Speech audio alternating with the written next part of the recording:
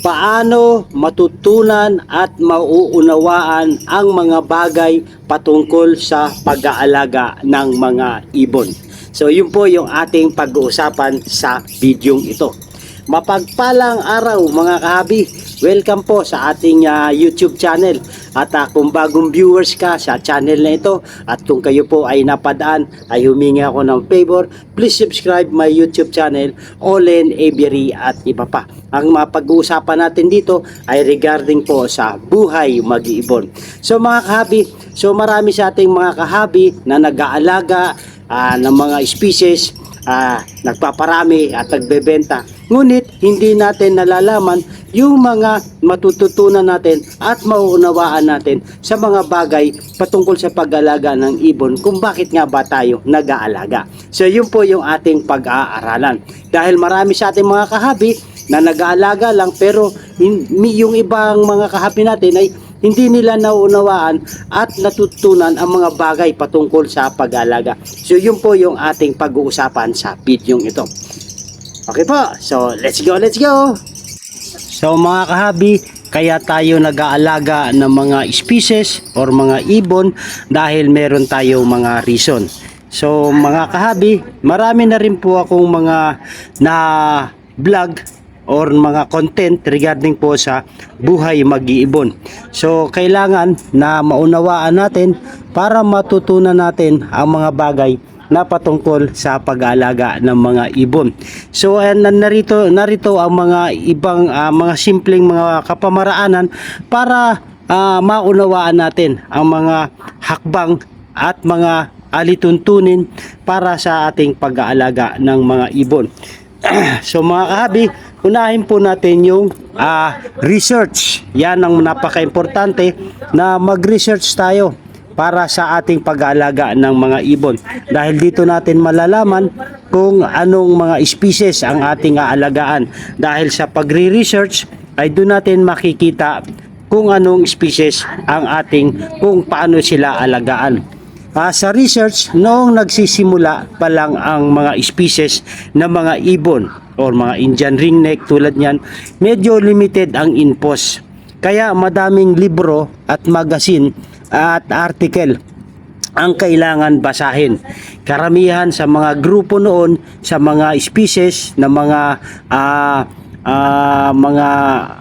ibon ay mga foreign groups. So sa ngayon napakadali na kasi napakadami na nag-aalaga, nagbe-breed ng mga species o yung mga ibon. Halos lahat makikita mo sa online, mahanap mo pag gugustuhin mo. So ngayon madali na tayo mag-research, lalo na sa mga group natin. Madali na tayong makahanap ng mga species na gusto nating alagaan. So sa mga ganitong kapamaraanan sa pagre-research natin ay kailangan natin malaman ang mga uri ng mga species na ating alagaan. So pag nakapag-research na tayo kahabi, ay kailangan natin ito isulat or i-take note para bawat binabasa, lahat ng makikita o lahat ng nakita o makikita na importante isulat natin. Bakit? Para madaling balikan at hindi malimutan. So yun po yung purpose natin. Pag nakapag-research tayo, i-take note natin, isulat natin. So kahit may libro tayo o magazine, may mahirap din na isa-isahin natin ulit at hanapin kung saan natin nabasa.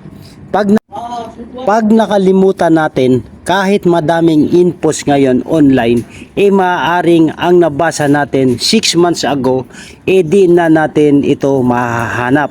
Kaya mabuti kung meron tayong mga naisulat or mga files para madaling hanapin at balikan ang ating mga naisulat. So yung pangalawa nating matutunan at mauunawaan sa mga bagay patungkol sa pag-aalaga ng ibon ay yung magtatanong tayo. Yun ang maganda, magtanong tayo sa may mga experience, sa mga merong kapasidad na sagutin yung ating mga tanong. Madami sa mga libro, kahit sa mga article online, mga technical terms ang ginagamit, lalo na sa genetics, na hindi agad natin maiintindihan. Lalo na kung hindi naman yun ang bahagi ng ating pinag-aralan sa school. yun nga po, yung maaari yung mga technical, yung mga genetics doon, mahihirapan po tayo mga kahabi. Maaari natin itong malaman sa pagtatanong. Subalit, tandaan natin na ang obligasyon ng tinatanong natin na sagutin tayo ay hindi nila obligasyon na sagutin yung mga tanong natin. Ngunit kung sasagutin tayo sa ating mga tanong, ay napakalaking bagay po iyon para sa atin, para maunawaan natin ang mga tinatanong natin. Okay po mga kahabi, so kagandahang loob niya ng mga sumasagot. Kaya kung hindi sumagot ang tinatanong mo, ihanap ka ng ibang mapagtatanungan. Huwag balat sibuyas na masama ang loob natin. Baka busy lang siya kasi may kanya-kanya din tayong kaabalahan sa buhay. So yun mga kahabi. So pag meron tayong nakapagtanong tayo at meron sumagot sa tanong natin, ay maganda kung ito rin po ay ating isusulat. I-take down din po natin ito kahabi. Noong una, ang mga foreign groups ay may mga forum para sa mga tanong. So, yun ang maganda.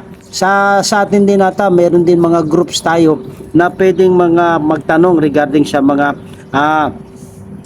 ibon. Isa-isa ko binabasa ang mga tanong doon at sinusulat ang mga mahalaga. Baka kasi ang tinatanong ko ay masagot doon. Kailangan natin isulat lalo kung bago pa lang tayong nag-aaral para hindi tayo paulit-ulit sa mga tanong.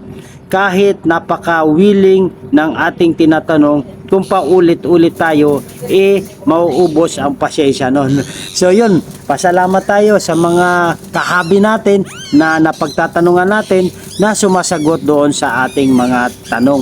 Pero wag naman nating abusuhin na kailangan yung tanong natin ay malaging nasasagot. So baka busy lang din yung ating mga napagtatanungan. So yun po ang mga uunawaan natin at matututunan natin sa mga bagay patungkol po sa pag-alaga ng mga species. So mga kahabi, yung panghuli natin na matututunan at maunawaan sa pag-alaga ng mga species ay yung pag-observe. Mag-obserba po tayo sa lahat ng nabasa natin at nalaman natin sa pagtatanong o i-obserbahan natin kung makikita mo sa ating pag-aalaga. So yung observation po, yun po ay isa sa napakahalaga nating malaman, lalo na po sa ating pag-aalaga ng mga ibon. So 90% po ay makikita natin sa observation ng nabasa mo at naisagot sa iyo. Ang pangkaraniwang karanasan, subalit baka ang alaga natin kasama sa 10% na hindi karaniwang nararanasan. So kailangan talaga yung observation natin. Observation natin sa pagtatanong, observation natin sa mga pag-aalaga ng ating mga kahabi, at observation din sa pag-aalaga natin doon sa ating aviary. Yun doon natin malalaman na tapos mga kahabi, ang kailangan po natin ay halimbawa, meron tayong Paris na cock ang tumitigil sa nest box.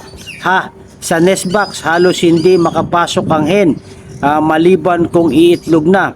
Napakadaming matutunan sa pagmamasid. Yan, isa rin po yan ang ating obserbahan. Kung bakit yung isang cock ay lagi nasa loob ng nest box. Dapat ang hen ang nasa loob ng nest box. Dapat natin yan obserbahan. So iti-take note natin ito at isusulat natin, i-dokumento natin ang lahat ng naobserbahan natin. Isulat natin ang mga leg band para malalaman natin at hindi natin malilimutan. Kung madami na ang pares natin, para hindi dumating ang time na hindi tayo mahihirapan. Okay po. So yung mga kahabi, ang ating talakayan kung paano natin matutunan at maunawaan ng mga bagay patungkol sa pag-aalaga ng mga ibon. Research, sulat, tanong, sulat, observe, at lahat ay iti-take note natin. So pag nagawa natin ito mga kahabi, ay hindi na po tayo mahihirapan sa ating mga pag-aalaga patungkol sa mga ibon. So yun po mga kahabi, na ang ating malalaman at matututunan at mauunawaan sa pag-aalaga ng mga ibon. So kailangan po natin mag-research kung ano nga ba yung ating inaalagaan na ibon. At kailangan yung ating pagtatanong, pagsasaliksik, pagbabahagi at yung obserbasyon. So yun po, hope meron tayong manatutunan sa ating talakayan kung paano natin matututunan at mauunawaan ang mga bagay patungkol sa pag-aalaga ng mga ibon or mga species. At kung nagustuhan ito mga kahabi, ang ating topic ay humingi ako ng favor, please subscribe my YouTube channel, Olen Aviary at iba pa. Maganda ang buhay pag may alagang ibon sa ating bahay. At higit sa lahat, kung meron tayong mga natutunan at nauunawaan sa ating mga pag-aalaga ng mga ibon or mga species. Mabuhay and God bless. Thank you for watching.